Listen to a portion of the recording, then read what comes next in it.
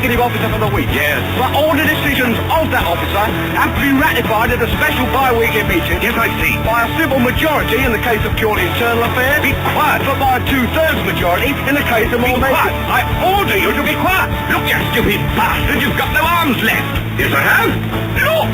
Just a flesh wound.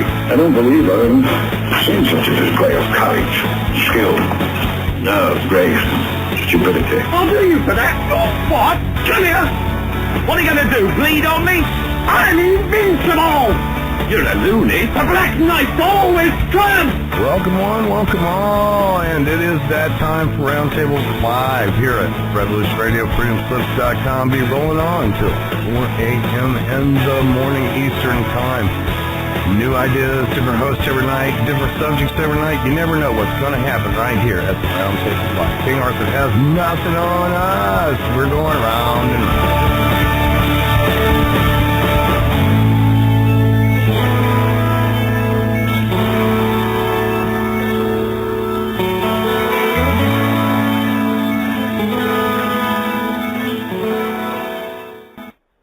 Welcome, everybody. This is Noreen Helphand, and this is the World at Heart Roundtable.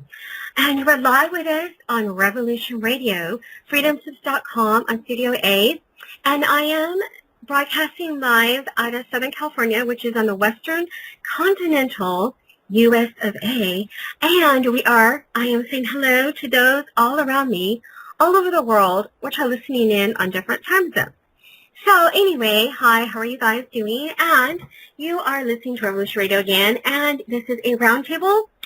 So before I get into my topic, you can call in. I'll give out the call-out number for Studio A, and that's 347-688-2902. Now, before I do that, I'm gonna say first of all, out in the chat room, hello, and can you guys hear me? So if anybody, okay. If anybody says they can't hear me right now, there's something wrong with my mic and I need to know. I know Lee Brocker is with me. Just for a moment, Lee, can you tell me if you can hear me? Maybe he can't. Hi. Okay, got it. Okay, this is sound check I'm doing with you. Thank you. Okay, cool. So I don't see anybody. Yeah, okay, cool. I don't see anybody in chat saying they can't hear. So hi, Wally, and hi, Sky, and Joke, and Olive, and Sasquatch, and oh my gosh, too many people to say hi to right now, but I'm really appreciative of them always being here. They are what makes this, makes the station, is all the people, and really the station can't go on without people. It's like the simple people, the common man. It really is, it's amazing because the station, it really is about everyday people listening, but they want to hear something more than just with the drivel you get in the media. Okay, so therefore, with that in mind, oh, by the way, if you want to Skype me and call in without using the calling number, you can do that. You can do that by Noreen, N-O-R, Helphand1. And that's how you can Skype me and text me, and I will pull you into the call. As I was saying about the common man, and now that we're at the end of 2014, and we're headed towards the new year of 2015. This radio station, this is the 5th year. This is the 5th year. Well, I think it's 4 going on 5, something like that, of Revolution Radio. And therefore, it takes a lot of effort. And I want to do a year of the end shout out and thank you to those people that make the station possible.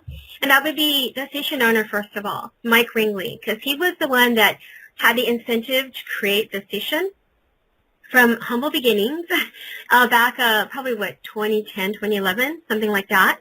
And thusly, he started this out of Lebanon, Kentucky, if he doesn't mind saying. Hi, Jen, if he doesn't mind me saying the location. That's all I'm going to say, the general locale where he's at. And this is where the station's central hub is in not Lebanon, but in Kentucky.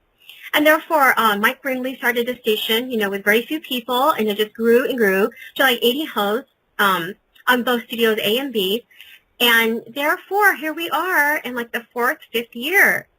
And, through all the ups and downs and all the struggles we've been through, we're still here.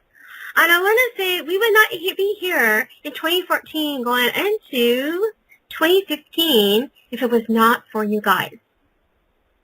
Quite literally. I mean, there's no, this is like, I don't want to say it's like public radio. It kind of is, you know, in a sense. It is definitely not like the three biggie networks. You know, we're not like media sponsored or what do you call corporate. We're not anything like that. We are like our own thing. You know, we're good. We're our own, we are self-supporting. And this is how we move on into our information and give you guys this really, you know, like good information. So this has been really the effort of a lot of people who don't get paid to do this. And so if you think about it, it really is grassroots. It's really from the heart. And, you know, we really, all of us put along a lot of our time. People work hard, and they really put a lot of themselves, you know, into the station. So, you know, and this includes the hosts, the producers, and everybody. So therefore, now I want to say thank you to all, now that it's toward the end of the year, I want to say thank you to everybody. You know, from Mike Rinley downwards. We're talking the whole host of people, producers and staff, which are just too many to name. I mean, I can name you the hardworking people offhand, which does not even include everybody. That would be like just-in-time Ahmed Painter, a.k.a., well, his real name is Thomas Becker. So many people. You know, Vera Vaubert, Kat, who used to be with us, and she's not with us, working with us anymore. Hopefully she'll come back. She's a really hard worker that contributed so much through all this time with the station, up until recently. So, you know, this is the end of the year for her, and just so many other people, you know, just hosts and people who work so hard. And I'm going to name a few hosts. Why not? There's so many that really have been here since forever. Angela Black, Heather Holman, Douglas Dietrich, Steve Travesty, Sean David Morton, Deacon John, so many people that have been here. Solara, so many people that have contributed. Now, that's not even all of them, so sorry if I omitted some names. But therefore, you guys, to support, to keep this going past the 5-year mark, as Mike Ringley says in the ad, to keep us going past the 5-year mark, please hit the site support button, donate money. It could be $1, $100, whatever your soul tells you to do. You know, whatever you want to do. And then also buy our, you know, products. Mike Ringley, again, has the non-GMO everything seeds out for you to buy, and they're really good. Those and the bumper stickers, which I have, T-shirts, and the DVD archives, it's all there. So, and the archives are like $5 a month just to access them. Let me see, what else is there? We had an auction, and that's done for Christmas. So we have all kinds of fun things. So please check out the donate site and all that, and check it out. And with that, I want to say, let me see. Okay, yeah, I just got a message here. I want to say that that we are at the end of 2014 right now, and boy, but it's been quite a year for everybody. You know, I'm not going to go into details about personal lives, but it's been quite a roller coaster. But you know, a lot of good things, despite the roller coaster thing. No, a lot of good things as well. So therefore, I'm going to say that I'm going to do like a quick recap of 2014. I mean, not real with, you know, just some of the highlights. I'm getting some interference. Nothing to do with you guys. I'm going to shut my door here. Yeah, when you do a radio show and you live amongst other people, which is about 95% of us, right? We get outside influences, and we have to shut doors. Whether we have a family, wives, husbands, children, pets, and all that. It could be everything, right? So we got to do that. Anyways, I just did that. So let me see, where was I? I was just done, like, thanking everybody, and yeah. And that still remains in my mind, is the thankfulness to all the people. But I wanted to recap, 2014. So, you know, I was just going through some really major stories that I know. I'm like looking at chat. Yeah, I'm not going to, you know, I can't mention everybody, you guys, on the station. I got that one there. Anyway, yeah. So, him too, okay, which I'm not going to say. Okay, because I can't say everybody's name. And that's just between me and chat. There's kind of an inside thing going on. But you guys are, hey, you guys out in the public, please feel free to drop in the chat room. It is like not a secret or nothing. So 2014, let's look back at 2014 really quick here. Some of the major, I'm going to say the major weirdness. How's that? I'm just going to say it like it is. The major weirdness that occurred in this past year, in my mind, the first thing that comes to my mind, and you know, on this station, we talk about subjects that are, quote, controversial, conspiratorial, weird. It does not matter, or they don't even have to be anything like that. One of the weird things that comes to my mind, and I'm sure your mind too, is the mystery of the disappearance of the Malaysian airline Flight 370. Okay? That happened this year, and guess what? We are headed towards the end of 2014, and what has happened? Now, I'm not saying this airplane is permanently or indefinitely missing, as in Malaysia Flight 370, but just today, is it today or last night, we do have another Asian, and it's not a Malaysia airline airplane, but it is an Airbus of Asia Air Flight 8501 that is missing currently. And basically, this is an airline that came out of the Indonesian city of Surabaya, and it was bound for Singapore. So this was Sunday. And I'm telling you, the more I read this, my mind just keeps going back to that Malaysian flight that's still missing. You know, it's just very strange. The circumstances of that situation was just indelibly unusual and still has not been explained even till now. Who knows if it ever will be. And nobody has come up, you know, I mean, yes, there's been theories. Nobody has really solidly come up with anything that's like, okay, this is it. This is the reason why that airplane was missing. And thusly, you know, we got another airplane that has fallen into the sky out of the sky too, just Sunday, when today is Monday here in California. So to me, that's technically yesterday. Well, yeah, yesterday where this Airbus, which took off flying out of Singapore, is missing. So I'm not trying to say there's a correlation. You know, it's too early to say whether or not, you know, it really is. I mean, if you think about it, it really is like a little bit too soon to say, oh, this is a mystery. I think we could safely say the other Malaysian airline is a mystery. Seriously, because how many months has it been? You know, it has been, you know, quite a long time. And that, you know, that airplane is still, it was supposed to be found in the Indian Ocean, of all places, off the coast of Melbourne, Australia. And that's where they really focused the search for, you know, Flight 370. When it was missing, they looked in that area in the Indian Ocean, and they found pieces of debris, as I recall. But the debris never led to anything substantial in terms of anything viable to say, hey, here is a wreckage of Malaysian Airlines 370.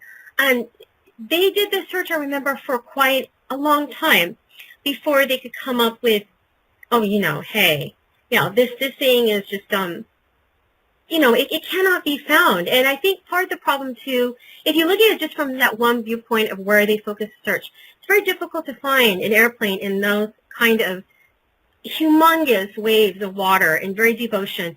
And whatever they did dig up, they claim that it's wreckage from something, but they didn't say that it was 870. So thusly, if you think about, well, okay, so is that 870? No, you know, it is not 870. And I think the families are still wondering what happened to that wreckage. I mean, I'm sure this is still on their minds, you know, it's not the rest of the world. It is on the minds of the families of the missing people of that wreckage. And it just, when I think about that, you know, it's like the whole situation is like a Rubik's Cube. That's a puzzle. It's like, where does A meet B? You know, where can you find the one line to connect, you know, this case to this situation? And it just never, for whatever reason, it was just never connected and can never be found. And with this flight being missing yesterday, it's only been one day for this current airplane that was bound for Singapore. I'm sorry, I keep saying it came out of Singapore.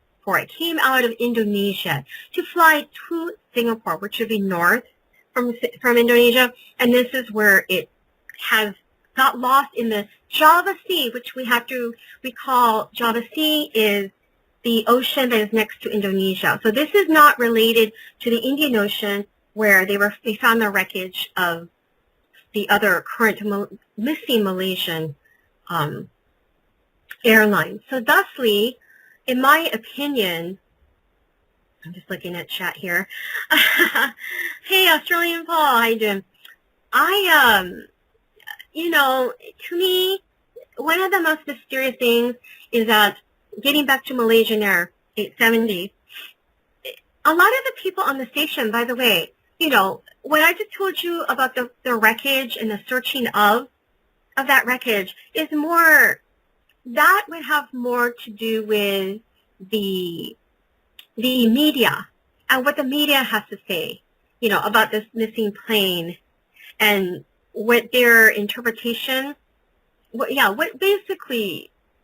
their interpretation is of what happened to the airplane. This is a media standard information. However, a lot of people on this station, conversely, had their own ideas, which I thought were compelling. A few people said, well, it's a false flag, okay, how? And then I think Steve Travesty at that time was saying he felt that the airplane was, what was it? He felt that it was hiding out, meaning that it landed in the Andaman Island. So thusly, that was his theory, which is a remote island. And so people have all kinds of ideas. Well, it's in the Middle East somewhere and so forth. And I think somebody has just, yes, of course you may join Wingman. I'm going to pull Wingman in. Okay, I'm going to have to decline you and pull you in. This is what I'm talking about. Steve Travesty, I'm going to pull you in here, okay? So hold on one second. And let me just get back to this and this. Hey, how are you, Wingman? I'm trying to, okay, Steve, I'll get to you in 1 second here. Yeah, I'm good. Hello, Noreen. Hi. Yeah, I'm trying to straighten this thing out so I can get more people in my, here we go, okay. Okay, I can barely hear you, and I'm going to pull in Steve. So can you say hello again, Wingman? I'll just turn You're very low. Your volume, is that better? Can you make it a little bit higher? I can. Let me Okay, I think that's all right. I think we can hear you now. How's that? Yeah, that's, okay, let's see. Yeah, that is better. Now we can hear you. What else have we got? We've got Lee Brocker, and we've got Steve Travesty. Say hi, you guys. Hello. Hi, Hello. I can hear, wow, Steve, I can hear you really well. Your volume is excellent, and so is Lee. And the Wingman, I think you're working on your volume, but anyway, Wingman, I felt like you wanted to make a comment about, I was just kind of recapping some of the things in 2014, and I felt one of the most compelling and unsolved scenarios, events that happened in 2014 is the missing Malaysian Airline 870, which ironically, there was another plane, as you know, that went down, not Malaysian Air, but Asia Air, that went down Indonesia Ocean or Java Ocean yesterday. So that's kind of ironic. You're talking about two Asian airlines that are related to, when you say Malaysia, Indonesia is kind of culturally related. I don't know if people know that, but yeah, there's an irony there somewhat, and they were both going to Chinese countries or colonies, meaning 870 was a Malaysian airline bound from, I think it was Malaysia or Kuala Lumpur to Beijing, China when it was missing. And then this one that happened yesterday was bound from Indonesia to Singapore, which Singapore, it's not really China, but let's just say a lot of Chinese live there. There's a lot of parallels here, but I'm sorry, you wanted to comment on something, go ahead. Yeah, I had quite an interesting experience. Okay. Along the lines of airport security, if you like, or airline safety. What it was, it's kind of daft of me with hindsight to do this, but I did nonetheless. I was monitoring the skies, so to speak, on an application that you can get, and I was talking to a friend, and he pointed out one of the flights. You can get these kind of airline tracker things, and on one of them there was a plane that was kind of shadowing another plane at the same height. It was trailing it for ages and had no identification marks or anything. And I thought, that's really strange. And for some reason, I felt that I should point this out to the authorities, like, just in case, being a concerned citizen and everything. So I went to the FAA website, and I looked at the page, and it's like, press the contact FAA button. I was kind of curious why that was, and why there's a plane shadowing this other one at the same height, more or less, very close to it. And I was a bit concerned about it. So I went to the contact page on the FAA, and there was and you can go have a look at yourself, by the way, with regards to listeners. It's faa.gov, and then /contact. And actually, you guys as well, while I'm talking about this, quite interesting. So one of the things that it says on there is Transportation Security Administration reports specific violations and concerns about security, and there's a number for that. That was the first one. As it turned out, that was not the right number to start with. But the interesting thing was, the individual I spoke to, this is the important thing, I had genuine safety concern about an airline in the skies. But the first thing, when I was speaking to the chap that answered the phone, his stance, his whole vocal stance and approach was one of intimidation. So one of the things, I said, oh yeah, I said I could see these two planes, one shadowing the other, and he says, do you fly? I said no, and he says, well how do you know what's going on, kind of thing? And I was like, well, it's just logic, it doesn't seem right. So you're an expert, are you? I was like, no, I'm not an expert, I'm not, just have a safety concern. And he went along these lines of intimidation, and which is quite baffling in itself. It was as though his whole demeanour and programming was to intimidate, and I was quite taken aback by that for starters. Anyway, eventually I said to him, is this the right number to call? And at one point he wouldn't give me a yes or no answer with regards to, I can't remember specifically what I asked, but he wouldn't even give me a straight answer, wouldn't give me his name, that was it. And I asked his name, he wouldn't give me his name, which is a really weird thing, obviously, in a position of, he point blankly would not give me his name. I thought that was really strange. He eventually said, well, contact the main number on FAA. Now, the main number on FAA is 1-866-TEL-FAA. I guess that, it's an American thing where you use the numbers for the letters. And underneath that, it says, have a question. So it has this number, TEL FAA, and then underneath that it says, have a question. Check our frequently asked questions, FAQ. If you still can't find an answer, you'll be able to speak with our convenient online form, our FAQ database, or you can send an email, kind of thing. So I called this number, as I say, imagine hypothetically that a plane was flying overhead and an engine was ablaze or something like that, I don't know, and I had a genuine concern. Well, I called this FAA number and I actually recorded it.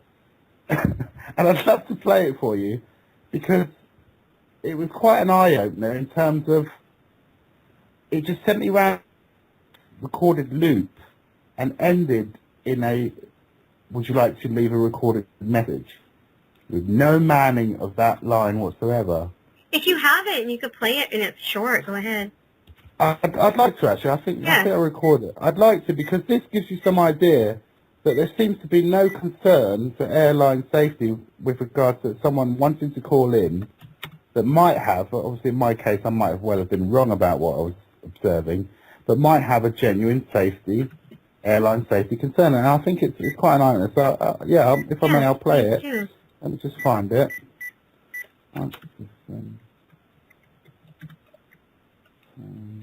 New message playback. Okay, one sec. No, new message. All message playback.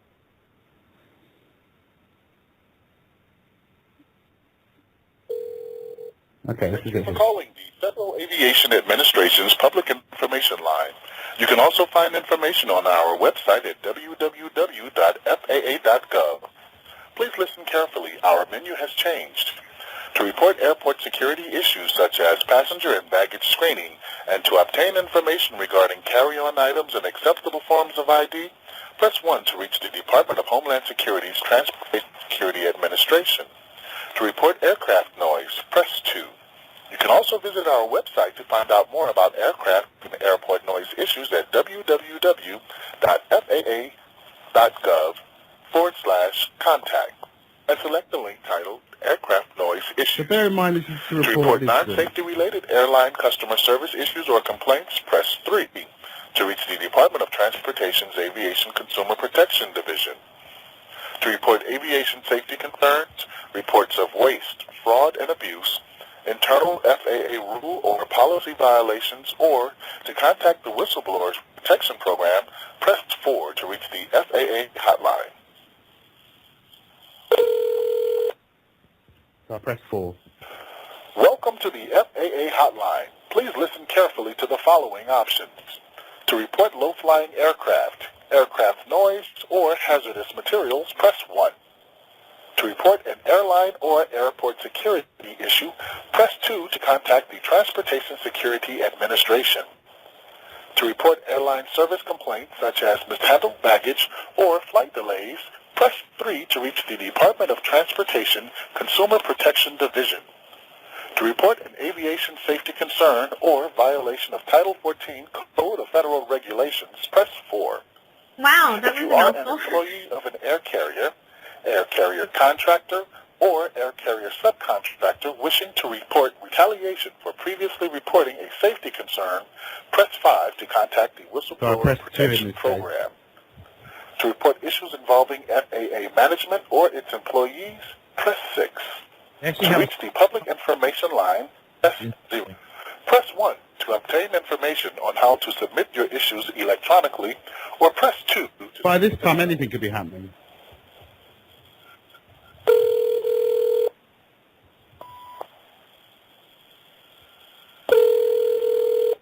This is a hotline, remember?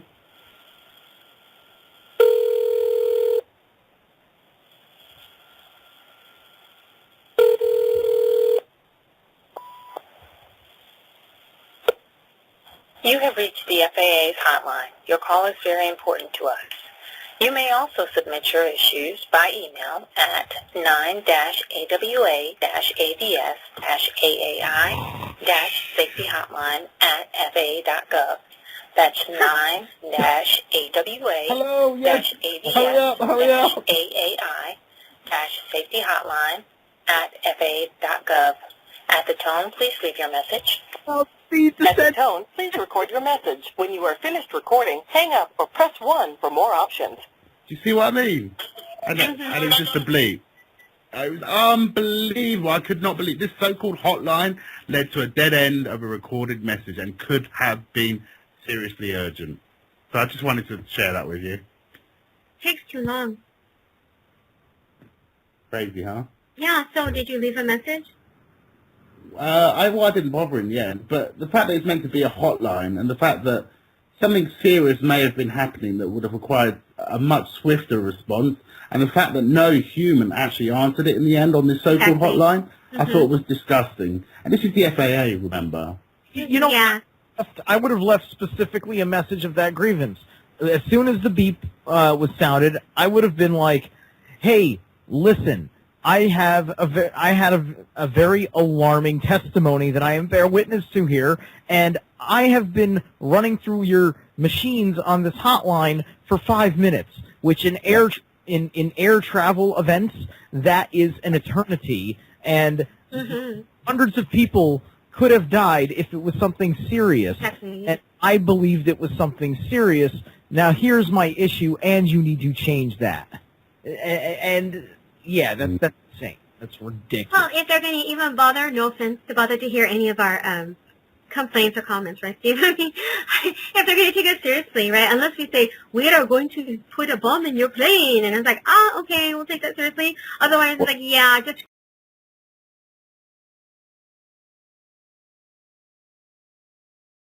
disgruntled customer, bye, right? Well, take this. To call 911 and tell them, "Listen, I'm calling you guys because the FAA will just give me the runaround." Well, there are. I can imagine hypothetical situations where, I don't know. Imagine I were obviously a hypothetical, a terrorist, and I had a change of mind or a change of heart, and I wanted to inform the FAA that something was about to happen that I wanted to stop. Like, that's when minutes matter. Now, you know, imagine going through that system. You just be like, yeah, just forget it. You know, leave a message. Yeah, I think not. You know, it's disgraceful. You know, we're talking, and something that's being presented as a hotline that goes straight to a recorded message. It ain't hot. It's a slow line, you guys. It ain't a hotline, okay? FAA slow line, right? Like slow jam or hot and fast jam? I don't think so. With that, really quick, I'm going to say hi to Heather Holman and Australian Paul. Hello. Hello. Hi, and Australian Paul. G'day. Good day, good day. So you guys have any comments? Not yet. Okay. Oh, that's so funny. Oh, that's absolutely so funny on the FAA thing. It's so slow, and my God, hypothetically, if Wingman was a terrorist, he'd get away with it, basically. Yeah, I agree. Yeah, FAA, they know that all terrorist operations are an inside job, so they don't have to worry about it. You know, yeah, that's food for thought, huh? Yes. They don't have to. But, you know, when I mentioned also the first number I called, which you know, I thought was the right number, the whole demeanour of this individual was one of constant accusation. Like, you know, it was like I was the enemy, I was the, you know, and I felt quite insulted by the way that I was being questioned and the way he would avoid asking my direct questions. Almost like you are the potential troublemaking / potential terrorist, whatever. Like you're not a client. You know, the customer is always right. No, the customer is a potential hassle / dangerous, whatever, right? Yeah. Yeah.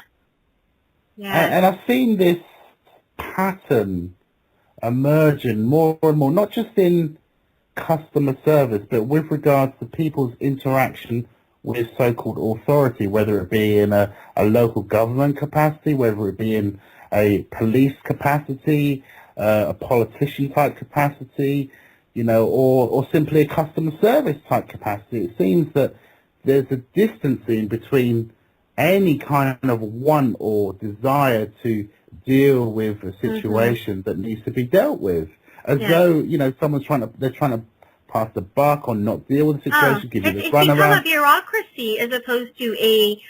I mean, I know our airlines are what do you call it? They're regulated by government, you know, rules and so forth, but it's also a private entity as well. So to draw the line, it does sound like a bureaucracy, though, doesn't it? Well, no, but that's the thing. It is a bureaucracy. It didn't become one, it doesn't start behaving like one. It just is a bureaucracy. So would you say, Steve, though, I'm just saying, you know, figuratively, it's a bureaucracy. It is one that is, it also is private, where they make a profit. So it's kind of like, which is true of government, you know, entities as well. But I think because it's kind of like they're dependent on the safety rules, regulations set forth by governments, but then they're also very profit motivated. So it's a bureaucracy within a private corporate setting. So, no, that's why it's really extra screwed up and confusing to people, right? Like how it's run. Mm-hmm. It's not straight out there like, yes, we're here for you, you know, no, but we're really run by the government, which is probably the truth, right? So. Well, one thing I've noticed is just systematically almost certainly even over the last 10 years, is that avenues of change or redress that an individual may have are being made purposely, I think, so harder and harder.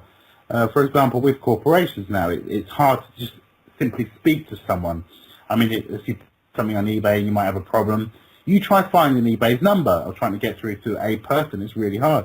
Same goes for a lot of other corporations, whether it be banks, your local cable company. They'll give you the runaround before before actually putting you through to someone. And you have to be quite clever nowadays to navigate some of these menus and telephone systems. So not just, as I say, not just within corporations itself, but change mechanisms within local government and national government are being made harder and harder. Getting a response from someone, getting some sort of emotional attachment to your cause, for example, is really hard. Yeah, you want to talk to automation. I mean, it just makes society more alienated.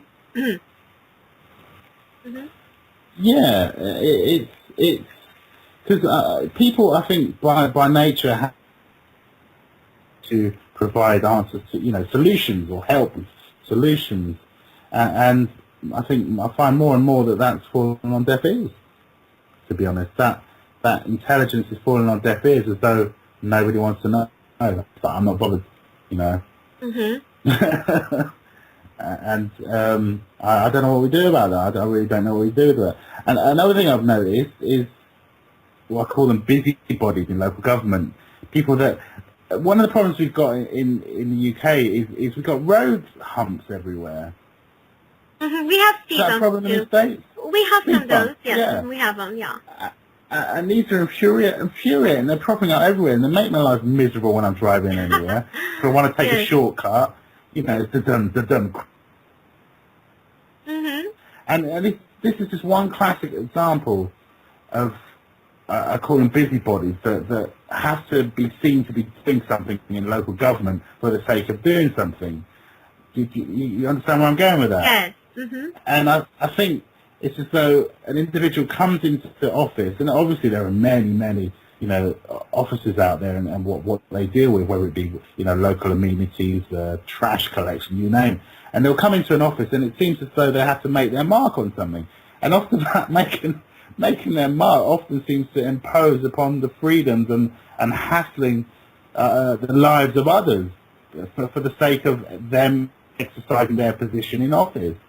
And, I don't know how we get around that, but it seems to be happening more and more where someone wants to make their mark, And speed humps is just one example of them. But anyway, right, that's mm-hmm. my little rant. I was going off a little bit there, but it's just stuff I've noticed with regards to things getting worse, and the telephone and the FAA one was an example of that. And, Mm-hmm. and even something of great safety concern, an individual's given the runaround, and I'm seeing that pattern more and more, Mm-hmm.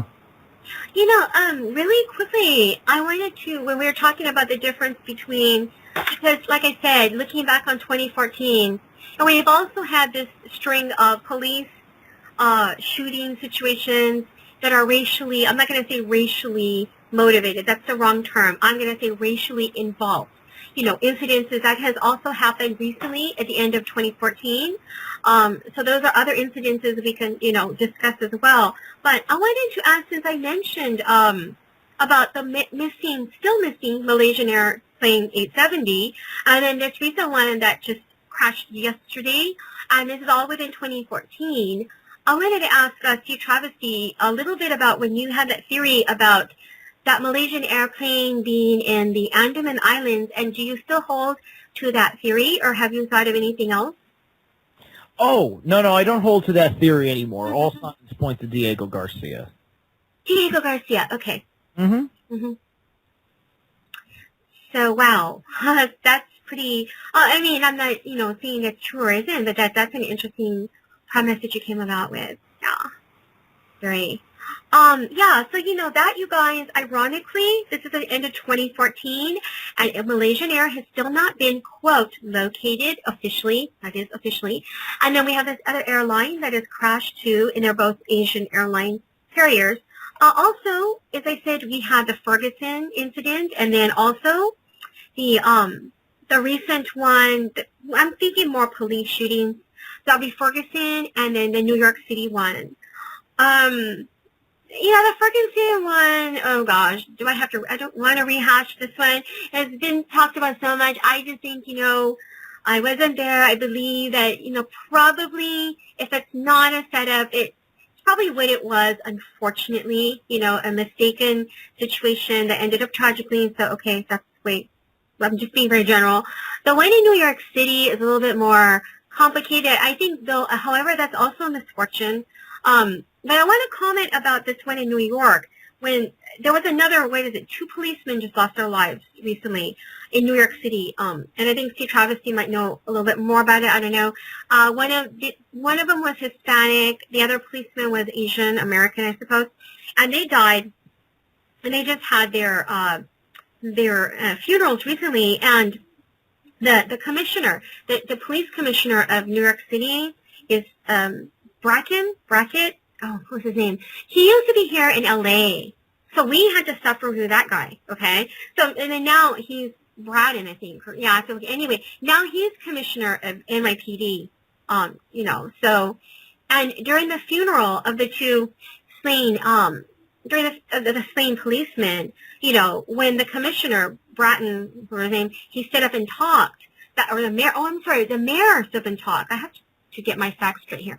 It was either both or one of the two stood up to speak during the funeral or memorial, and some of the policemen turned their backs on them in an act of defiance. My opinion on that is I think, we don't know what happened. Well, in this case, we know what happened. These two guys lost their lives. And basically, I think the morale of the NYPD, for better or worse, is worse, for all these incidents. So, I mean, if this is how the police wanted to show their defiance towards, quote, authority figures, whether it be the commissioner of the NYPD or the mayor of New York. Noreen, I don't understand. I don't understand that. I mean, they were like assassinated. They were sitting in their car, and somebody just ambushed them and murdered them. They killed them with a gun, and that's how they died. I never heard anything else about that. Yeah, I'm saying I don't think there was a controversy about their death per se, but I just heard, let me look something here. I just know that the policemen, their morale is really down. Because let me tell you, my friend, that he was a police officer who recently committed suicide because of the lack of empathy or understanding from the police force and the police chief. And the police chief in Arizona just was fired. So there's a lot of this going on from in all the states. Right, exactly. About officers feeling like they were betrayed or something's just not right in the system where they're working. Yes, I'm typing in the thing right now. Just go ahead. I think I saw the article you're on about. It was the mayor they turned their back on, apparently. Yes, there is. I'm looking at that. And yes, it was the mayor. And Bratton it's Bratton, B-R-A-T-T-O, and he is a current commissioner of New York City Police Department. But the mayor, you're right, the mayor was the one. And I think it's commissioner, according to this article. But anyway, go ahead. And I think the police commissioner actually condemned their behaviour at a funeral for doing that at the funeral. Right. But it was the mayor they turned their back on, which is kind of strange. I mean, as if the mayor could have prevented such a situation in the first place. Quite a strange act of defiance. But I just wanted to say, if you look at the stats over there with regards, and I did recently, with regards to police, people that have died in police kind of custody or at the hands of police, and police that have died at the hands of the public, you'll find that the actual risk in real terms, the risk to an American police officer of death is negligible. It's something like 0.001%. Compared to the civilian, the risk of a civilian, which is much higher, and the deaths of civilians have been, probably more than tenfold greater than the same comparative number of deaths of police officers, probably 100-fold actually, I would imagine. I don't have the stats in front of me, but it's certainly considerably higher.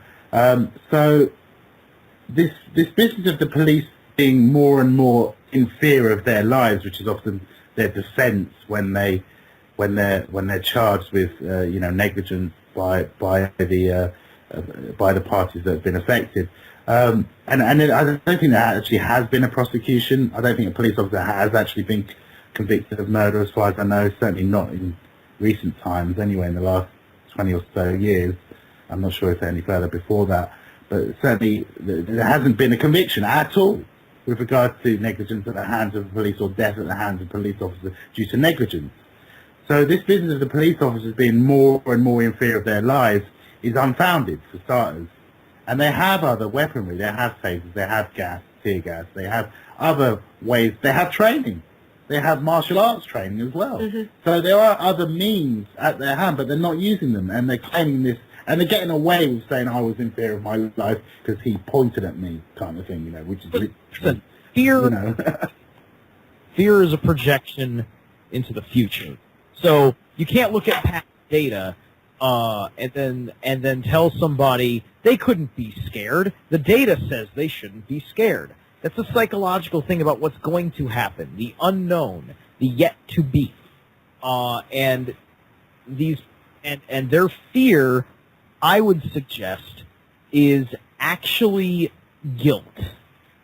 And what I mean by that is that deep down inside, they know that either they have wronged their fellow man and think they're getting away with it, or thought they're getting away with it, or other people in the career that they chose that they love and do their best to perform with honor are making them look bad, and all of a sudden now it's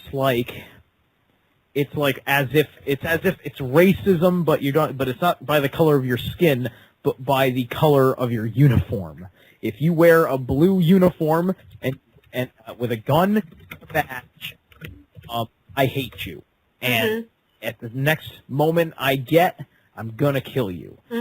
Now that's how police officers in this country feel with the poor, with all poor people, not just blacks. All poor people, because poor people are picked on all the time. The police are there to keep the poor in fear because they constantly believe that there's going to be a justified uprising around the corner. And that's it. That's it. That's literally it. That is it. That is the whole thing in a bag. This whole thing going on right now in New York is being instigated by the unions. The police union for New York is the one that has started this rally cry and has been getting everybody together. You are looking at an attempted coup of New York City by the NYPD, by the union leaders, and that probably means it's some sort of a communist thing, because allegedly unions are a communist thing. So you tell me, one way or the other, this isn't a good thing. Mayor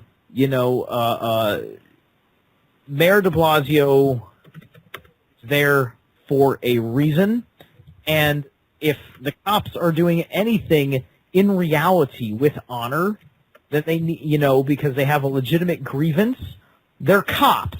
They should be able to present evidence to the public. The commissioner of the police or whatever, all he has to do is go on television cameras tomorrow and say, these are the crimes of the de Blasio,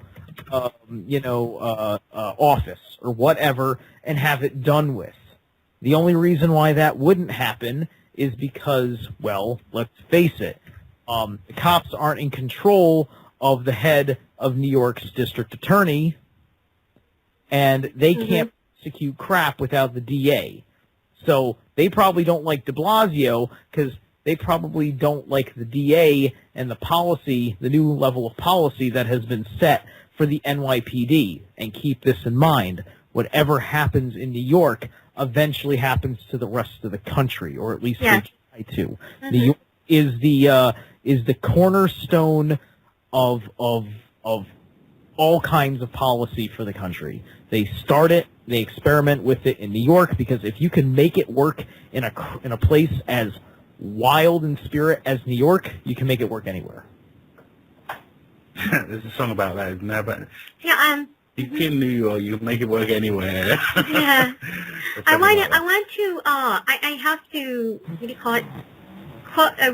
Restate the quote so that I'm correct about my facts here. It was New York Police Department Commissioner Bill Bratton criticized the officers under his command take a look at the link, for protesting a perceived lack of support from New York Mayor Bill de Blasio. He also defended the NYPD to city residents rallying against police brutality. Now, I gotta say something. Somebody's making a really funny noise, and I don't know if it's on this call. Do you guys hear it? I can't hear it. Hi, is this Sarah? Hi, Yeah. Sarah. Hello. How are you? Fine. Would you like to make a statement or comment? Well, about the noise, it's always my dog sleeping. It sounded like a dog. I could tell. It was a dog. I'm sorry, he's always noise. Oh, how funny. It's a snoring dog, wasn't it? Yeah, Right? it's How dog. funny. I was thinking one of our callers was snoring. I'm like, oh my gosh. And it's a dog. Oh gosh. Yeah, he's always snoring. I'm sorry. Every time I call, everybody asks, but what can I do? I think it's cute. You should turn that into your trademark. We hear a snoring dog. Oh, it's there. Right? Yeah, I believe that's happened already. It's too late. That's stuck to you, man. Anyway, Yeah. but you, however, have a speaking voice, so you can, unlike your dog, so you can say something. Thank you. Yeah. Yeah, he's already stopped, so I'm not going to move it anymore. To move him. You know what? Well, there are many subjects that are been talking here, and let me give you a story, very short one, about something called Brotherhood. It's related to how the police works in Mexico City, and it seems that, well, it doesn't seem, it's reality. There's some sort of organized crime inside police, where they can control pretty much every aspect of organized crime and how the money, the movement of the money goes. It doesn't matter who's the government or who you elect or whatever. It's just an independent structure that is already there. They control prostitution, gambling, you name it, drugs. And the problem with these kind of situations, and you can project this to New York City, is that the one who brought it to Mexico City was someone called Jenkins. His last name was Jenkins. He was head of the National Bank in 1942, Mexican Bank in 1942. He was part of the mafia. Jesus. And since then, what we're discussing about the police getting in rebellion or whatever, they always have these false flags operations around Latin America in order to build more money. I can hear some noise like wind. Well, what's funny is we hear your dog, and then we hear wind, but the wind might be coming from somebody, and I don't know who. So it's okay. You know what? This station is full of sound effects, right? So it's okay. It's fine. And I don't have sound effect ability. I haven't either. I don't have it, or I haven't acquired it. So you guys can do the sound effects for me. How's that? So that's cool. So oh, we got a break coming. Hold your thoughts. I want to get to Australian Paul and Lee and everybody again. So we'll be back. You guys, thank you.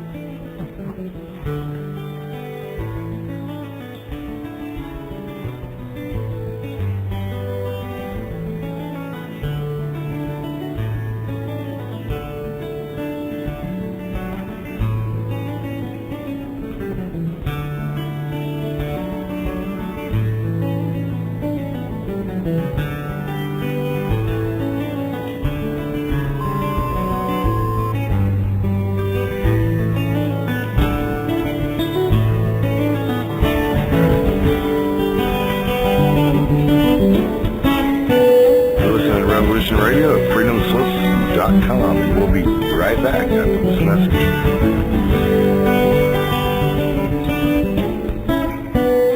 These guys are hammers, and to hammers everything looks like nails. I heard that. You were meant to. So you see something that's important, you call it out, we'll make it happen. Okay? Mother Nature is a serial killer. No one's better, more creative. Like all serial killers, she can't help the urge to want to get caught. What good are all those brilliant crimes if no one takes the credit? So she leaves crumbs. Now the hard part is seeing the crumbs for the clues there. Sometimes the thing you thought was the most brutal aspect turns out to be the chink in its armor, and she loves disguising her weaknesses as strengths. If you can fight, fight. Hello? Is there anyone out there hearing me? Help each other. Mexico City has been declared complete loss.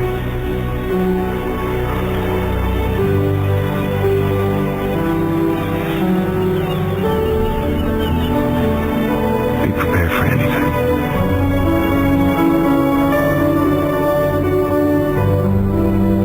Our war has just begun.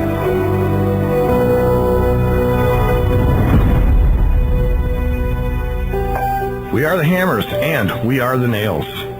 The world stands upon the precipice of total insanity, and we need you, and we hope you need us, bringing information, news, and as much truth as we can eke out before Mother Nature turns us to crumbs. Revolution Radio, freedomslips.com, working to become millions of voices, singing and listening to bring the sanity back home. Enjoy your extra big-ass fries. You didn't give me no fries. I got an empty box. Would you like another? Extra big-ass fries. I said I didn't get any. Thank you. Your account has been charged. Your balance is 0. Please come back when you can afford to make a purchase. No. I'm sorry you're having Come on. I'm sorry you're having starving.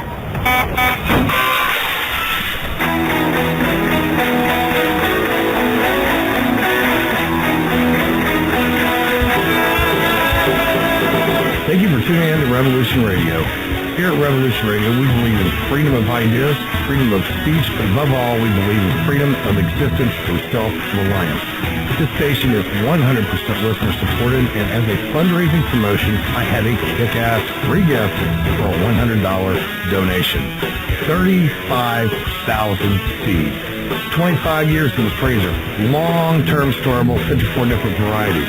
So if food prices go crazy, the shit hits the fan, or you just want to save tons of money every year by creating your own food like I do, grab our seed pack special. Just look for the banner on the homepage at freedomslips.com. Don't be a statistic. Don't be part of the problem.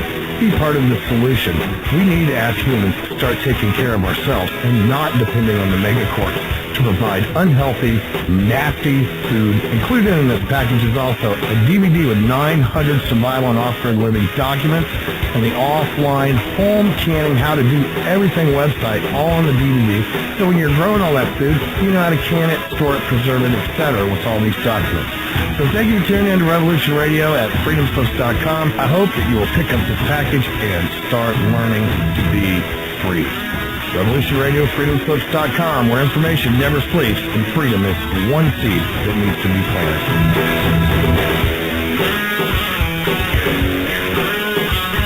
What we do in life? That goes in eternity.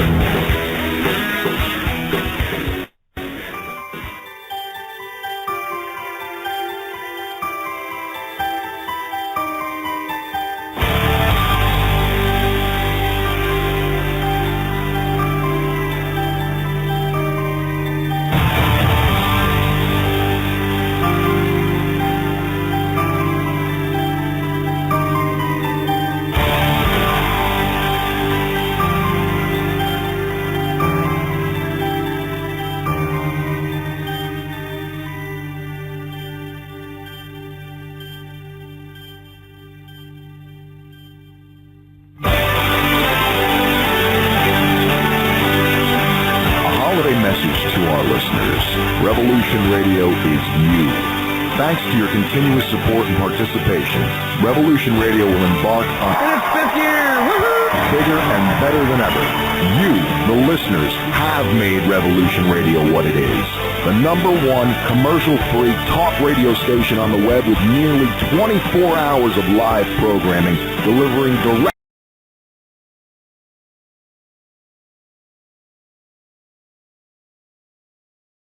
directly to you the most cutting-edge information available. You, the listeners, have become some of our most popular radio hosts. You, the listeners, offer feedback that molds our programming to appeal to a worldwide audience. You, the listener, provide eyes on the ground, reporting about newsworthy events in your area, and you, the listener, are the lifeblood of this station. We love you, and thank you for being a treasured member of our Revolution Radio family. From all of us to all of you, have a happy and safe holiday season, and let's make this new year a success once again together. Thank you. The opinions expressed on this radio station, its programs, and its website by the hosts, guests, and call-in listeners or chatters are solely the opinions of the original source who expressed them. They do not necessarily represent the opinions of Revolution Radio and FreedomSlips.com, its staff, or affiliates. You're listening to Revolution Radio, FreedomSlips.com, 100% listener-supported radio, and now we return you to your host.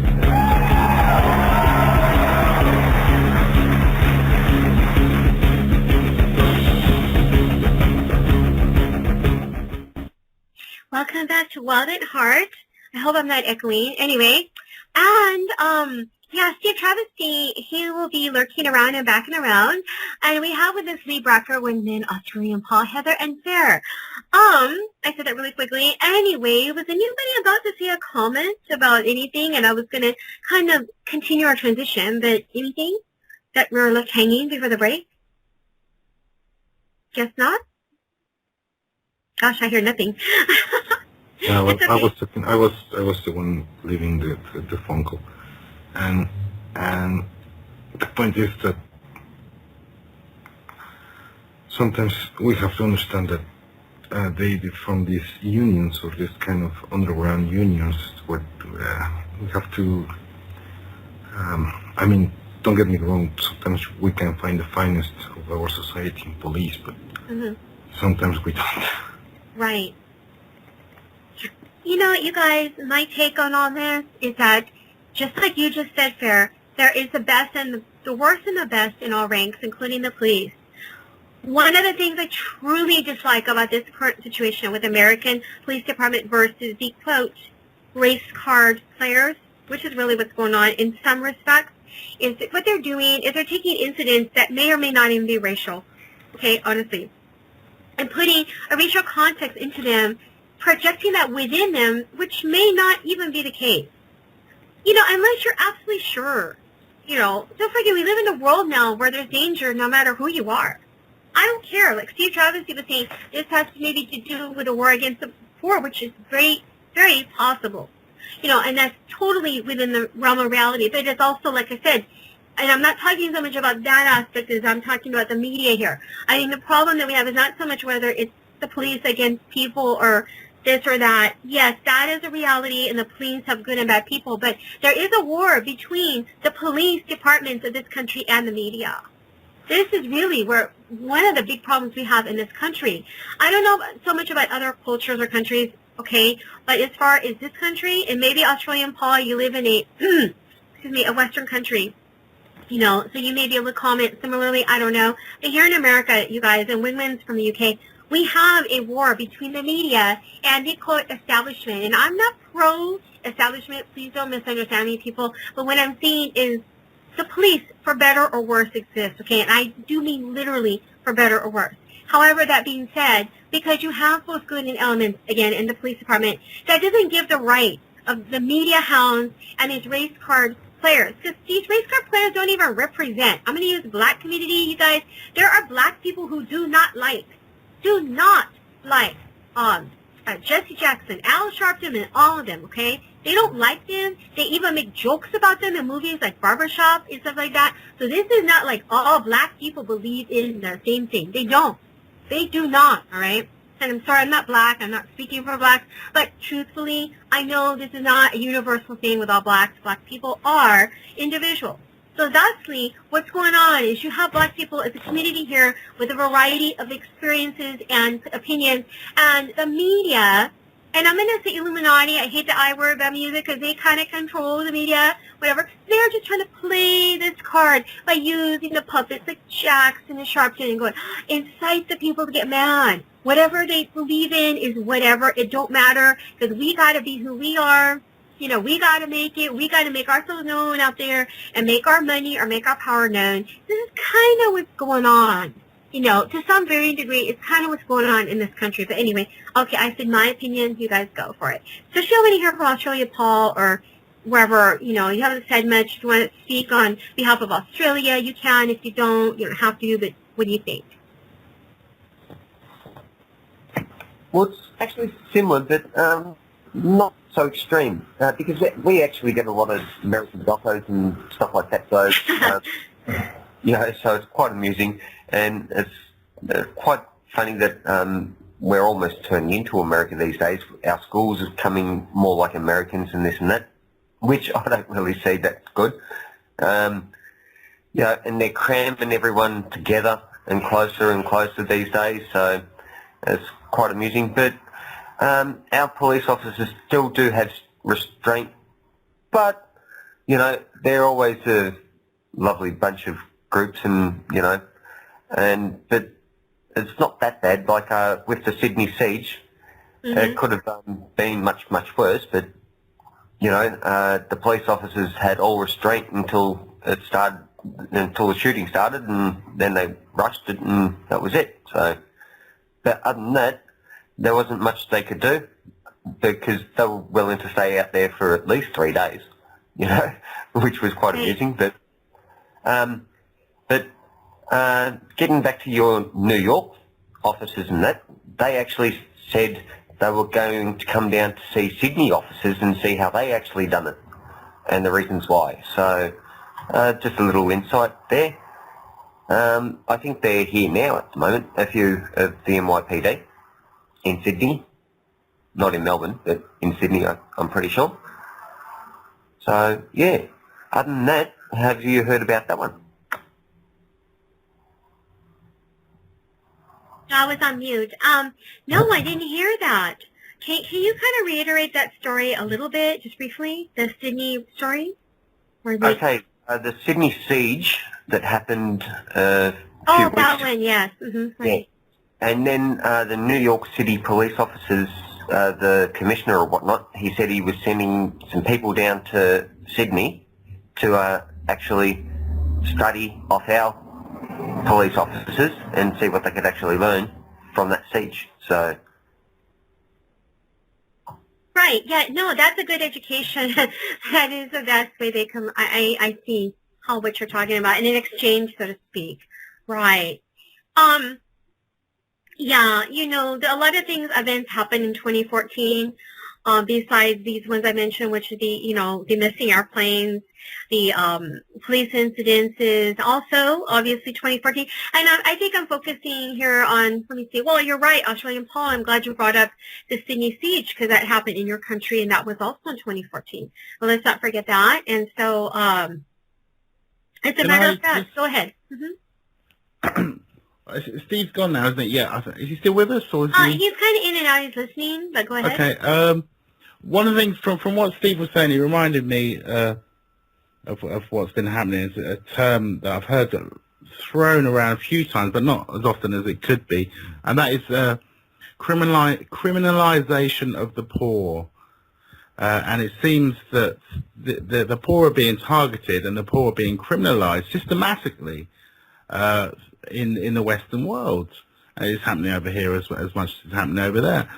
It's as though it's a crime to be poor. It's a crime if you're homeless, you're asked to move on and you're breaking a law. It's a crime to drink alcohol if you're homeless. And you see a lot of this, and if someone has been so traumatized in their life and the circumstances have led them to dire circumstances, that one of the few escapes that they have is drinking drugs. This is a natural, it's a natural kind of thing that emerges in their environment to help them escape from the issues that they've been exposed to and the circumstances they're in. So, we should be helping these people, but no, the system is criminalizing them and this is a dangerous pattern I've seen, and it's happening more and more. It's not something that's getting better. It's getting worse for these individuals that are caught in these unfortunate circumstances. So I just wanted, there is something else I wanted to, if I may, Noreen. And it's a shame Steve isn't here because I wouldn't mind him explaining this. But I don't know if you've noticed, there's another thing that's been emerging. And do you guys remember the film Minority Report? Yeah, I vaguely. I mean, I saw it a while ago, so it's like parts of it, but yeah. Can you remember the basic, the theme around it? I don't know. Somewhat, yeah, somewhat. Go ahead, give it a try. No, just remind us, because I'm getting the players in my head mixed up with maybe another movie. Go ahead. To the letter? You wanted to repeat every line? It's one of my favorites. No. I'm just getting at if you guys can remember the theme behind Minority Report, what it was based on. Yeah, the idea of pre-crime. That's it, yeah. You haven't committed a crime and someone convicts you because you are willing to, or you are about to. Exactly. So this is an interesting topic, and when I first saw that film, I was quite mortified. Oh my gosh, a pre-crime! What the hell? And obviously at the time it was just the film. It was just fantasy kind of thing.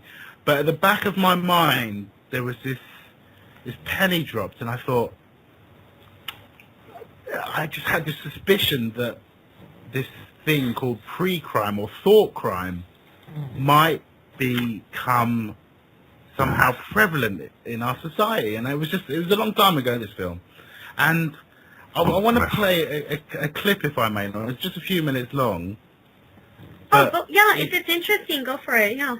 Yeah, and it's just it's a leader into this, which is an interesting topic if you want to discuss it further, of thought crime. And so I just want to play you a clip. You can find this clip on YouTube. It's the title of it is When the FBI Knocks on Your Door. Now the background to this is the FBI are knocking on the door of a nurse who's also an active protester, peace protester, with regards to some of the occurrences that are happening around the world. She's not done anything wrong. She just finds them and they're knocking at her door. Let me know if the volume's okay. Yeah, I'll just press play now. Okay.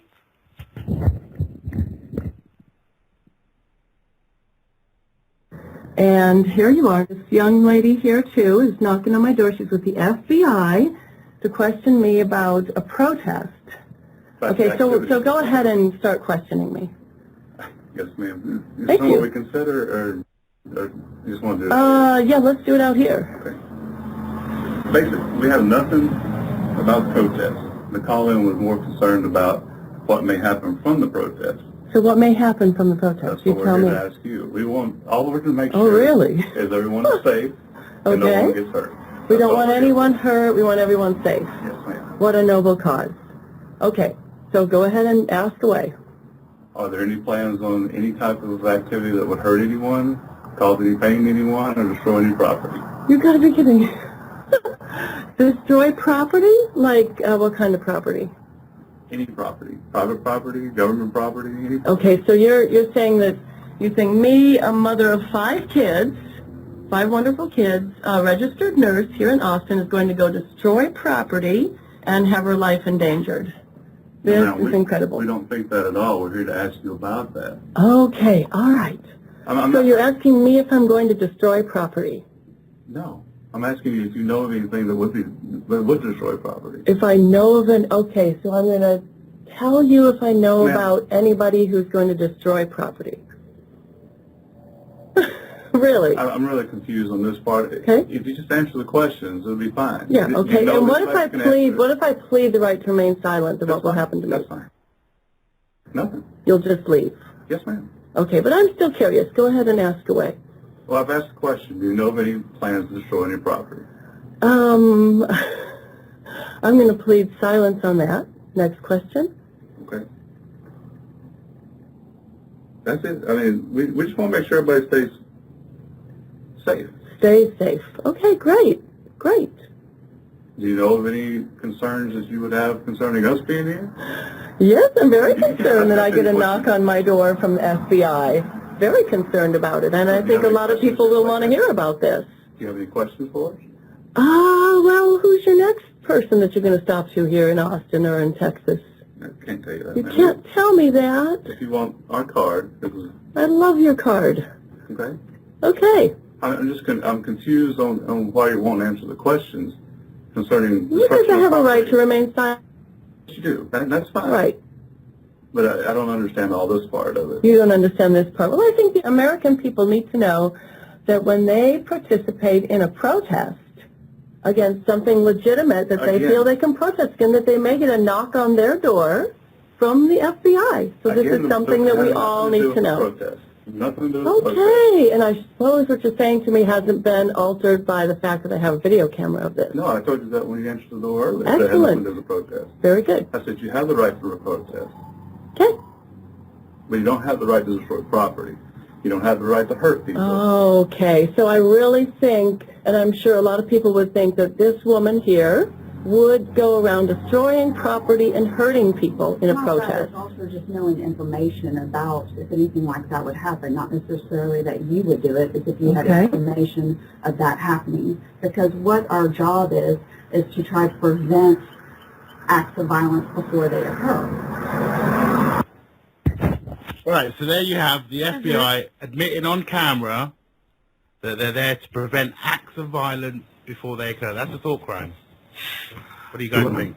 Do you want $1 million idea for the U.S. market? An online attorney. Someone you can pull in on Skype and will tell you exactly what you want to the cops every time for your phone. I mean, just crazy. Now, going back, I want to go back to what you were saying, and this is very important, about the idea of police controlling the poor. Yes. And if that happens in New York City, imagine what happens in Buenos Aires or in Mexico City or in Sao Paulo, Brazil. Sure, it's worse.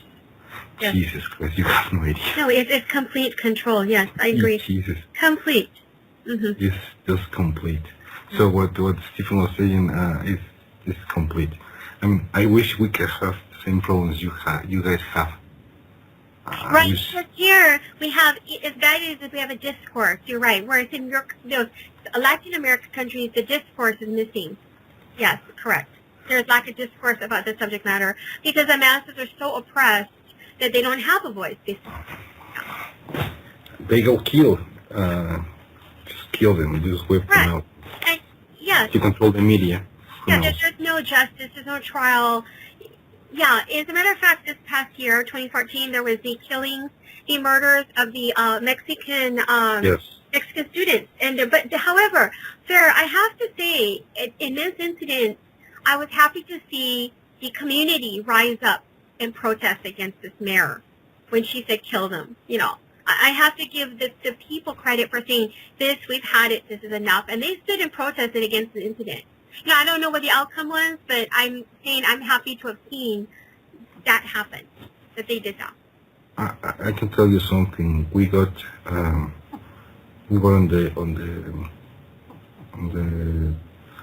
the site of the international media. I'm talking about we as I am part of the cabal or whatever. I mean the politicians got in the site of the media, international media. There is a very important newspaper in Spain. It's called El País, the country. And El País published, and Spiegel in England, in Germany as well. They published all the real estate properties that the governments are having right now, and it's just crazy. And when they come to me and say, okay, I am willing to be audited. I am open to be in the public scrutiny, and if they want to see what I have, and it just gets crazy because who is going to audit them? Russians? Swedish people? The US? It's just I mean, what can I say? We were jumping in the streets trying to protest, and we did it in the best possible way, but the next step is not protesting. And I'm serious. Because they got to a point where one of them got $1.6 billion in Swedish with a different passport, fake passport. And he said, and the justice said, there's nothing to investigate, there's nothing to prosecute. I mean, if that number is scary even for the US, imagine for a country like Mexico. Yeah, that's pretty bad. 1.6 billion. Yeah, this is all a big number. Lee, yeah, Farrah, Lee Brocker, he's been very quiet, and I know he has something to say. So maybe, Farrah, we can get back to your thought. Lee, when you wanted to say something about that? Well, I wanted to address a little bit about Minority Report. Now, that's one film I haven't really sat down to analyze, but you do know that I analyze most of the films that are coming out. But what I do know about Minority Report is exactly that. It's all NSA profiling of all of us. Whatever surveys you take on the internet, that's part of profiling, the whole society. And what we have is they are fighting a stealth war with us. And they're trying to get our sheriffs they're powering down our sheriffs' power in this country. They're separating the police departments from the government agencies that are on many of these, interestingly enough, many of these high-profile cases, and I've studied most of them. And because I'm a crime scene investigator, I know what they're doing, and I know how they're being edged out, and they're being converted into something other than what our police used to be. We all know that. They're being militia trained in SWAT and everything else. We got a former Surgeon General, Richard Carmona, Dr. Richard Carmona, that was working briefly with the Bush administration and then sent down here after being a Surgeon General, and now he's training SWAT. Like, same way that they do their operations outside of this country. God, is that dog going to snore all night? Farrah, can you mute while your dog is snoring? Thank you. It'll make everybody want to sleep during my little pitch here. Oh my gosh, thank you. You know how everybody yawns and everybody yawns right with you? And then we all fall asleep. Thank you, Farrah. No, cute dog though. Yes. Yeah. Like a purring cat. Yeah. So we should keep that as an audio bite for when people go So all this precog stuff, precognition, and the audio tape that was played for us is very dynamic because it just tells you what they're trying to do. What the guy, if you all notice, the officer or whatever he was, the agent said, any federal buildings, he was always kind of leading towards something that had to do with something other than society. It's just a government. Do you have any plans on government? So I cued in on that, and Minority Report is exactly that. Profiling people to determine who they got to go after first. Now, we had a case here in Tucson, Arizona that happened shortly after the Gabriel Giffords shooting, the Guadena shooting, and an abduction of a little girl named Isabella Celis. And that particular case, which was a missing child, really is what it was prolific. And I bet Heather even heard of that up in Phoenix because it was just statewide and even went to California and San Diego looking for a missing girl. What was her name? Isabella? Mercedes Celis. She was a 6-year-old girl, and they plastered millions of 11.5 by 8 photocopies of her with a reward to find her, recover this girl. But really what it was a way to do unwarranted searches on everybody's homes here in Piedmont County. And what they were doing is they were, like in Minority Report, profiling for a predetermined revolution that may occur here in Tucson. Now, this is a little bit scaled up from what you guys are talking about, but this is the real deal, and they're preparing for whatever may happen during martial law here in this country, where they lock down the borders and they have all this revolting by people, and they know And wherever you see these operations take place, like in Colorado, which is near the where Washington will be moved to, Denver, Colorado, the deep underground military base at the airport. So they had the Aurora shooting there, which was Bat Van Vader shooting. Tucson, they had the Gabriel Giffords shooting, which I investigated. I think that needs to be talked about. I don't think people realize. I mean, everyone talks about Sandy Hook, and the Gabriel Giffords shooting is equal in magnitude as far as the intensity of what is going on and in relation and how they contrast with each other. And I don't think that. Well, you're right about that, Heather. Yeah, I don't. You're right about that. They don't get it. Why? I'll tell you what it is. That was the ball that started rolling. It was a Neo 9/11. It came almost exactly 10 years after the September 11 issue. When that happened in 2001, that was the separation of the United States from the rest of the world. They severed the umbilical lifeline, which has to do with trade, so they took out the trade center. That's how we interacted with the world. They wiped that out. I think it has everything to do with the wall, that they're building a wall. They're isolating us as if we're an island unto ourselves so that they could take total control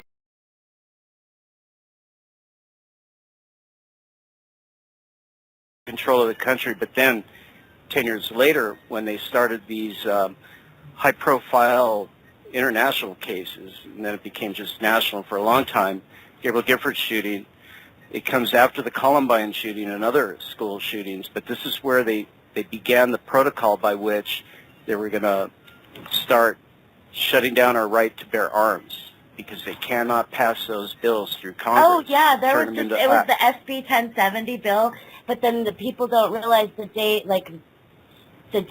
and on the docket, the thing that they were going over, the law that they were passing right before the SB 1070 was something like a gun law. And the immigration, and they blew up the immigration and made it seem like immigration was the big deal, while the gun laws just skated on by right in front of the immigration docket. Yeah, well, yeah, they do that quite a bit with, they almost passed a bill that would wipe out DeShay in Congress. It was the... Well, it's like, people, do you want your guns or not? Yes or no, yes or no. Of course people want their guns. Why isn't it even in debate? Well, the script that they ran by here in Pima County was mental health care, because they're trying to push the Obama health care program. So they made Jared Lee Loughner look like a crazy guy. That was absolute verifiable because I had it biometrically analyzed, and see if it was photoshopped. I knew it, but I had to have somebody professionally do it to, verify that was photoshopped to make him look crazy like Glenn Beck and Fester from an old television program. And the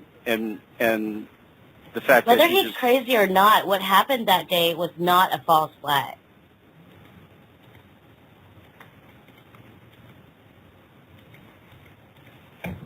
The day of the shooting. Right. Exactly. That was a fact. I mean, it happened. Yeah, it was devastating. Yeah. Exactly. Well, I wanted to kind of finish with the, the whole Minority Report thing and how they did this event with Isabella Celis. It was an operation by which they were going to profile who was armed and who wasn't here in Tucson and Pima County and surrounding areas. And that's because they think that a revolution is going to start here. So without a shred of evidence, and that's how that script went. Today, if you ask any cop here in Arizona about Isabella Celis, they'll say, well, we have no evidence of anything, nothing.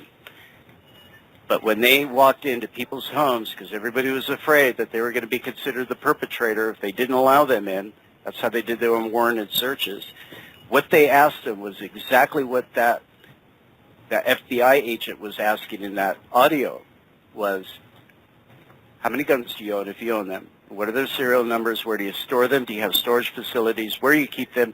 Do you bury your stuff out in the desert? I swear to God, that's what they were doing. Well, what is the problem? Without evidence. What is the problem? The problem is telling them where your things are. If it's your right and your responsibility to have the guns, you should be proud of where they're at. Exactly. So if you're proud, you tell them what cash you have, ammunition, explosives they even asked for, had nothing to do with the disappearance of a 6-year-old girl. What they wanted to do was know who was armed and who wasn't, who's weaponized and who's not, so that in the time that a revolution does take place, they know who to zero in on. Does that make sense? Did the Patriot Act not give them the power to be able to profile better than they were previously for that purpose? I don't know. I never read through the Patriot Act, so I can tell you specifically. Well, I mean, one of the things that seems to have come out of the Patriot Act was the ability to monitor more people, the ability to tap more phones, to the whole business of monitoring. And it strikes me that was never for the purposes of terrorism, but rather for the purposes of so-called domestic terrorism, and to be able to better profile people that might be a threat. Okay. Nobody here in Tucson is a danger to anybody else unless you're dealing drugs and you're using your gun to pop somebody's head, because a drug deal goes bad. And that happens, but it's not like there's a big problem with it. It happens in every city in this country. They are preparing for a war that's going to happen because people are still armed. They have not accomplished the task of disarming Americans. It's the only way to strip us from the Constitution. And what I was getting at with the Gabriel Giffords thing being a neo 9/11, it wasn't to separate the country from the rest of the world, because they accomplished that 10 years prior, 4 years ago, 10 years before that, because now we're 15 years ahead. They were separating us from the Constitution, that by each and every subsequent case, all the way up to the Sandy Hook and beyond, was to get people in this country confirmed that they would rather relinquish their right to bear arms because of these false acts. And Heather, if you really do think that these are not, orchestrated Oh no, they're events, definitely contrived. They're contrived. I could show you all the proof. I could show you 2 proofs. But no, 3 of them. But people think that a false flag is something that doesn't really happen, and it's real. It really happens, and it's well contrived. Yeah, and the false flag is, some people kind of argue that it's sort of a bad, not a bad, but an incorrect way of saying it. The flag that's flying is the secret societies, the banksters' flags. They're the Illuminati flags. It's not another country after us. It's really what these operations are, is a way to deconstruct, dismantle a superpower in time of Third World War. When it comes around, they don't want us armed, after Russia goes against China or whatever they're going to do. Fernando, did you want to say something? I have a huge question from me. Okay, you have to turn down your audio or speak a little more clearly, or pull your mic away from your face, and then we can hear you better. Thank you. Can you hear me better? Hello? Yeah, a little bit. If you just hold it when you're talking, it helps. Yeah, that's better. Go for it. Better. Okay, one question. Let's imagine that you have 43 dead people, 43 bodies. Now, since you are in this kind of science, can you burn them and disappear bodies with wood and ties and I don't know, garbage, and create a fire that will disappear the bodies in one night? Noreen, did you guys get that? Well, I didn't catch quite. No, what but I you were want to hear it. Could somebody tell me? Yeah, Fernando, your mic is crackling. It's really hard to hear. Okay, you know what, Sarah? Yeah, you might want to adjust that. And I know I had a video going on. I don't know if that was, but that's off. Anyway, however, you guys, if you could catch up on that thought in a moment, that's fine. You can always come back and interject. But I want to kind of go into, since we've only got about 20 more minutes of the show, I want to go into transition into, now that we talked about 2014, I would like to get into what you guys have for, you could call them New Year's resolutions or maybe goals for 2015 personal, or if you guys have any predictions or intuitions or feelings about what is going to occur for yourself and or the world in 2015, I posted a link on, this is a conventional news website about, here are the geopolitical predictions. This is conventional media that I posted in the chat room and here. But if you guys have your own thoughts, please share about what you think about 2015. It's coming up soon, around the corner. That's what I want to hear. And I'll start if nobody starts. Okay, so can you guys hear me okay?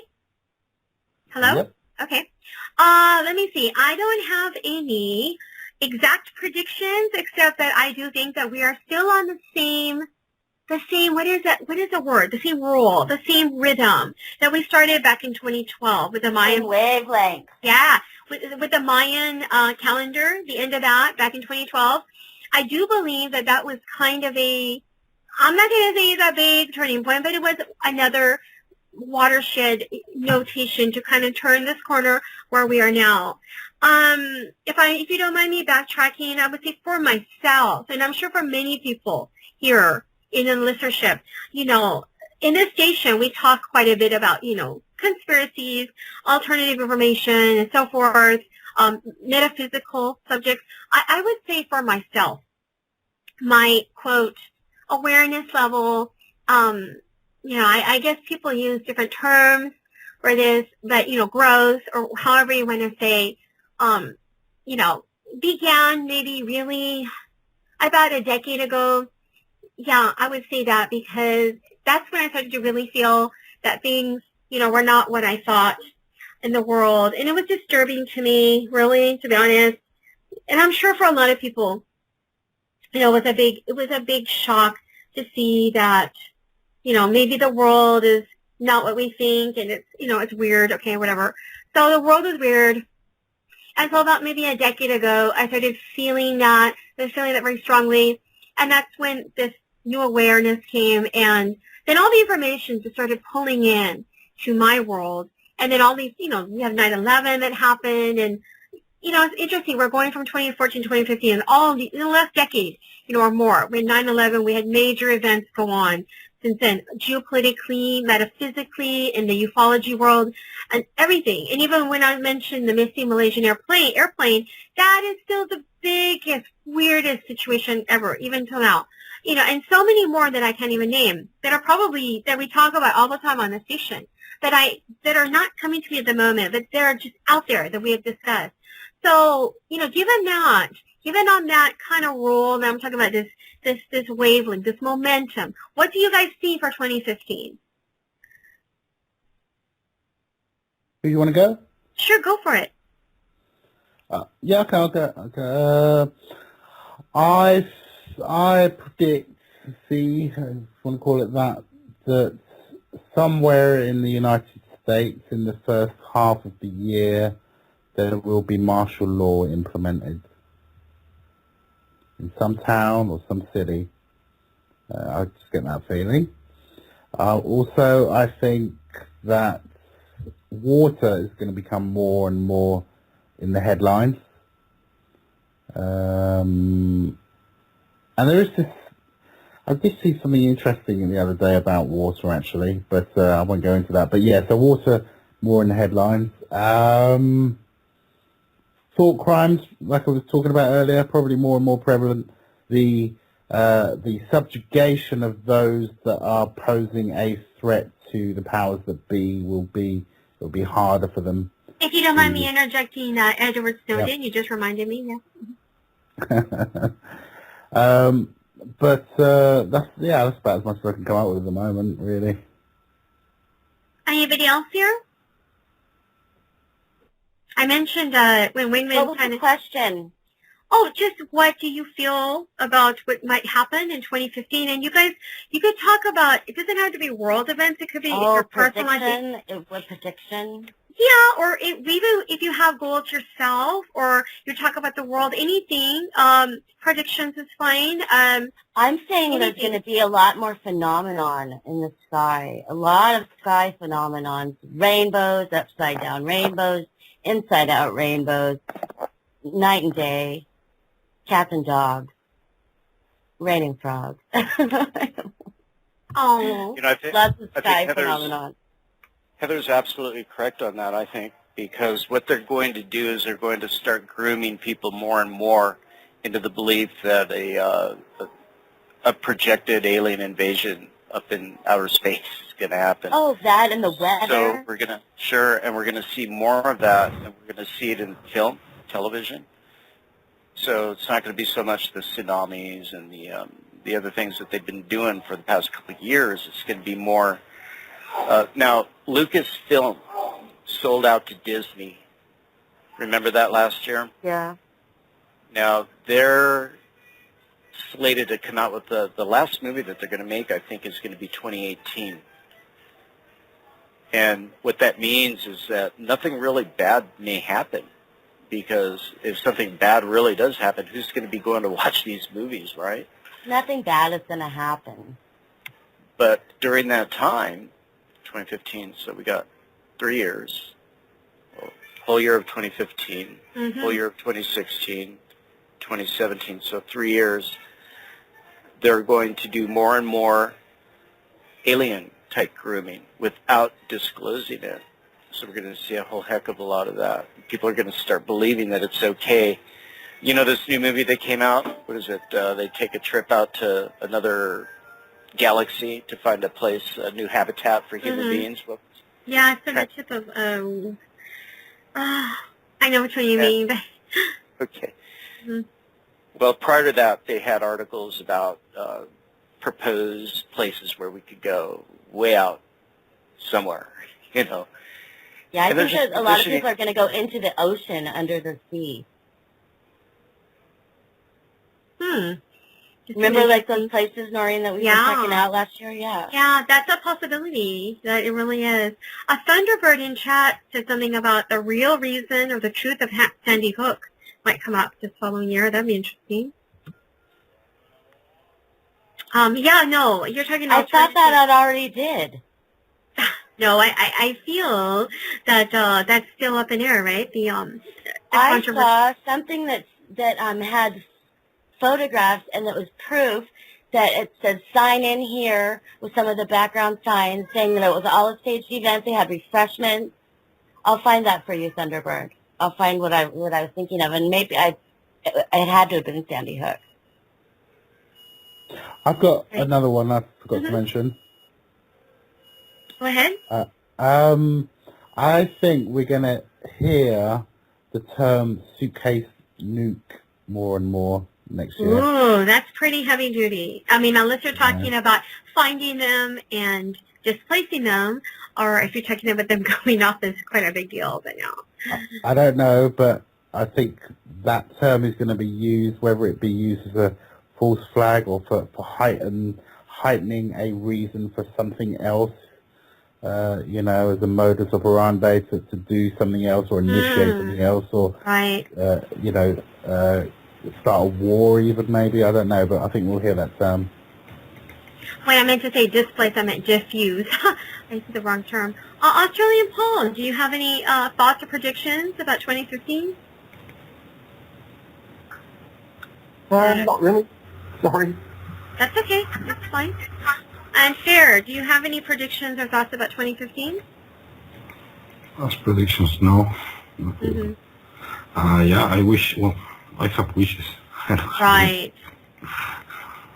You know, speaking of, you do, yes. I feel, too, that for many of us, you know, we are hosts, producers, and callers and listeners to the station.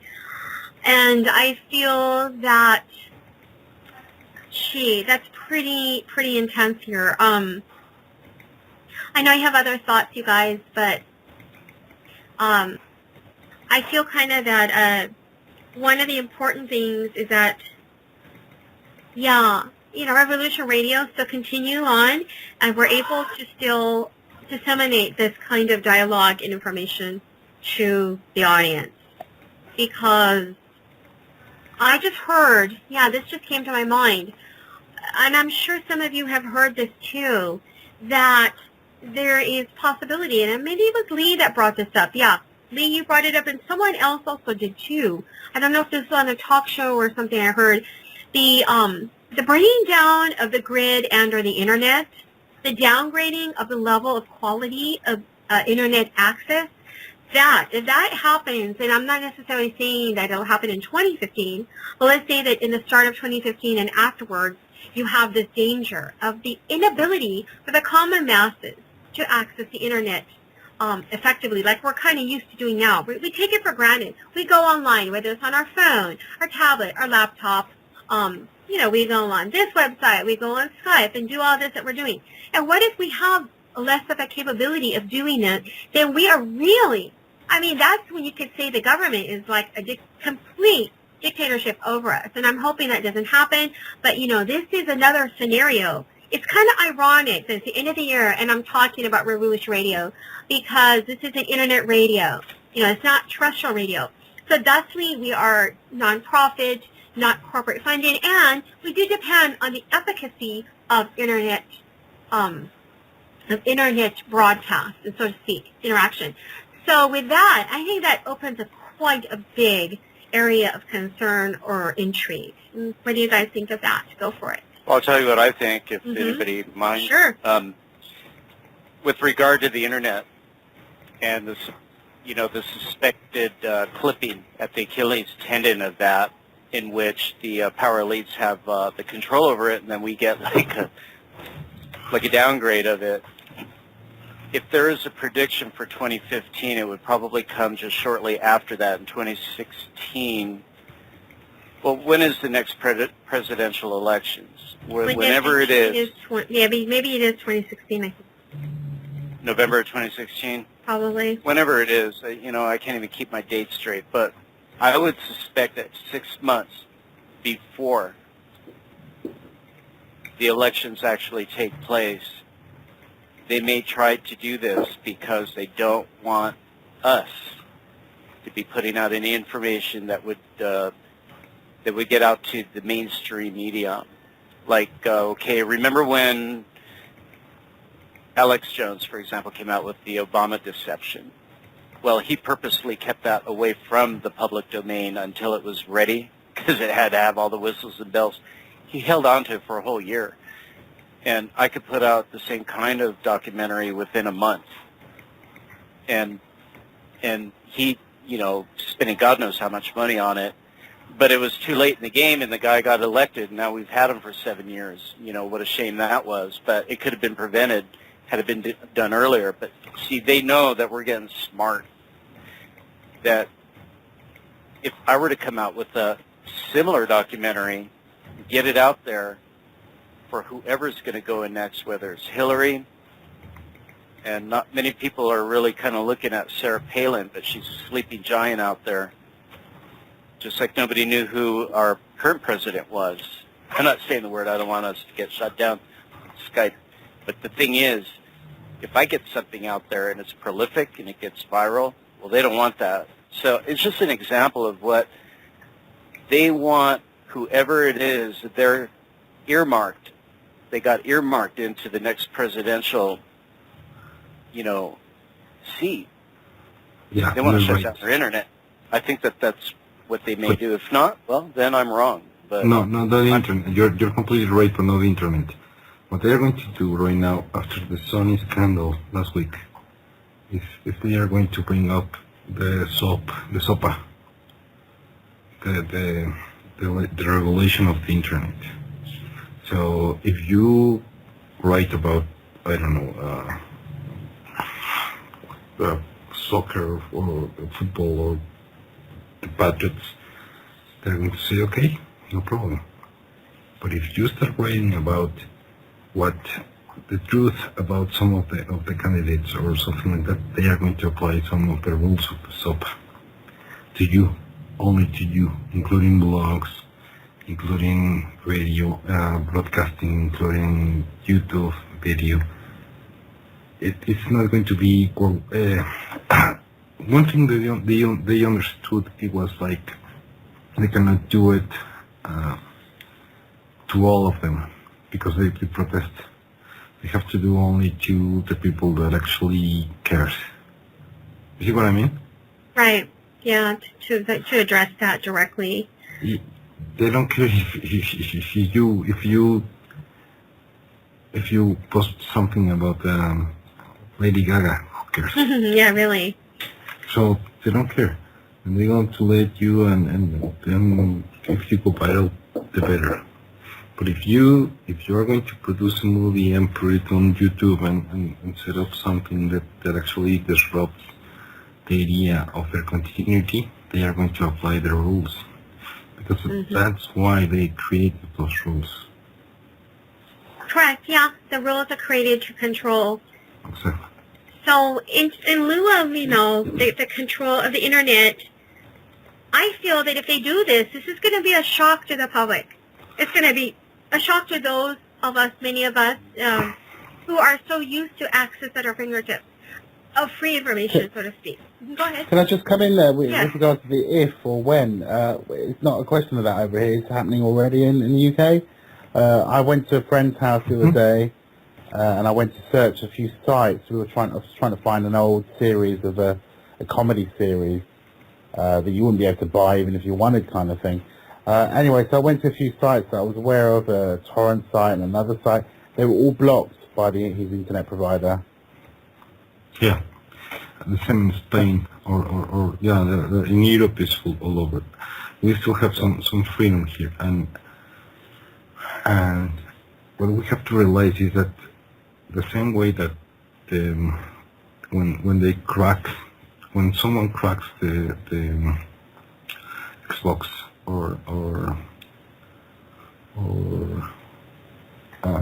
the other gaming platforms, they don't destroy them.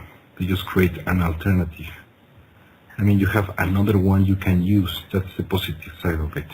I mean, the very positive side of the internet is that you always have something at hand that you can use. You have to learn how to use, in this case, in the US, in UK or Spain. But you can use it, and you will be ready to hack pretty much everything or yes, to copy exactly. everything. And in chat room, Rapsy, he basically summed it up. I like what he said. He goes, because I asked him in the chat room, and he goes, what do you think? What's your opinion? He goes, rules with a Z. Rules do not apply, Noreen. And I'm thinking, exactly, right, you guys? The rules, if there is any, they will be so fragmented. They won't even apply. And the misuse and so forth of this whole medium is going to be, I think the scary thing about this is we're so used to, again, fingertip information so instantly, and it's going to be so controlled.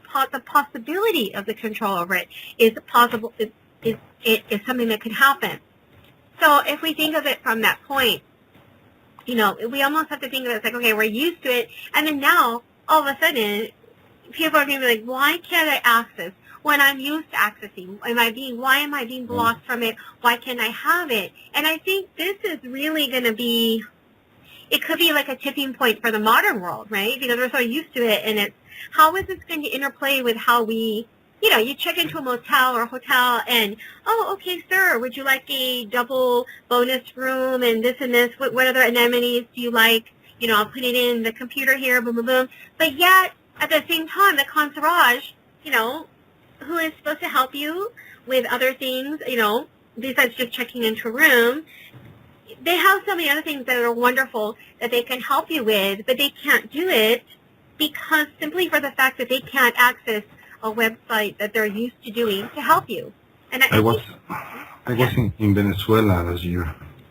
Well, no, 2 years ago when 3 years ago when Hugo Chavez paid as part of my work. And as soon as I arrived there, the concierge of the hotel said, hey, don't change your dollars here. Change them. Wow, you know what, you guys, I think the music is on a little bit early.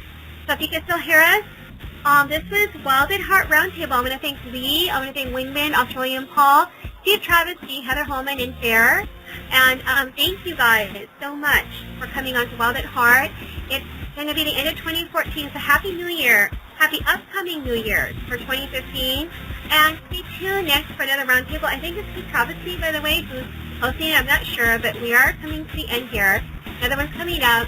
So thank you again, Heather, Lee, Wingman, everybody that I mismentioned, and those I forgot to mention.